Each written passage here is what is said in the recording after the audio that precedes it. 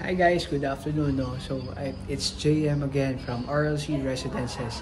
So right now we are here sa showroom ni Velaris Residences. So now I'm featuring the Velaris Residences and I'm very thankful kasi na-explain sa akin all the highlights and factors to consider why to invest in Bridgetowne. So as you can see, this is the powerhouse partnership of Hong Kong Land and Robinsons Land. So we all know that Hong Kong Land has different and a lot of developments in the Philippines and outside of the Philippines. So we have the Marina Bay in Singapore. I know you're familiar with that, dear investors. And we also have here in the Philippines the 1 and 2 Ross Triangle in Makati and the Mandani Bay in Cebu. And especially my developer, that's Robinsons Land. We have a lot of projects along Ortigas, Cebu, Makati, and Pasig. So we are featuring the joint venture of Hong Kong and Robinsons Land Corporation. So samahan nyo ako, itutour ko kayo dito sa showroom and we will talk about all the details and amenities ng itong lugar. So pasok tayo dito. So this is the sample model unit model scale ng development natin sa Bridgetowne. So right now we're here sa showroom ng Velaris Residences. So ito yung buildings kanina na pinakita ko kung saan yung mga IT parks. And especially this is the Opus Mall. Ito yung Opus Mall na tinatayo rin ni RLC.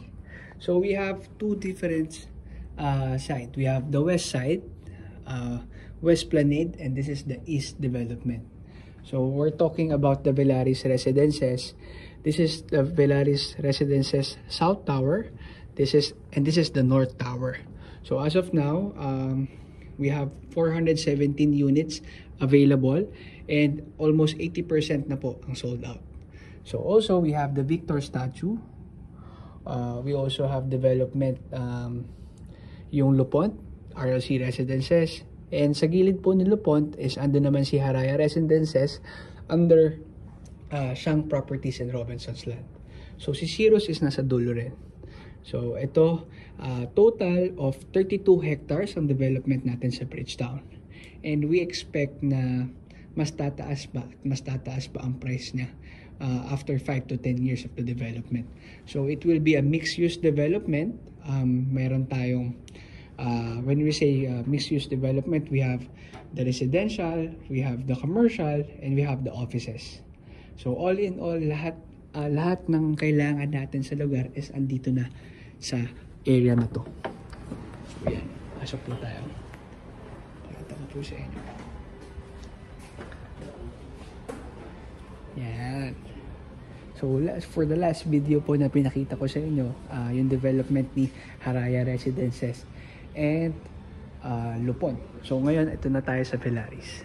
So why should we invest sa Velaris? So this is the South Tower of the Velaris Residences and we have 18 retail shops na itatayo. So it's a luxury shops po na possible mga unit owners din na mag-put up or also yung mga other investors natin.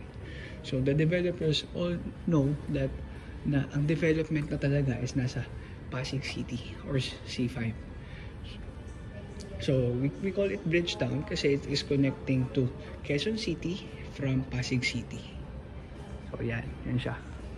So may mga sinabi sila sa akin about dun sa highlight ng project and later on i-explain ko sa inyo.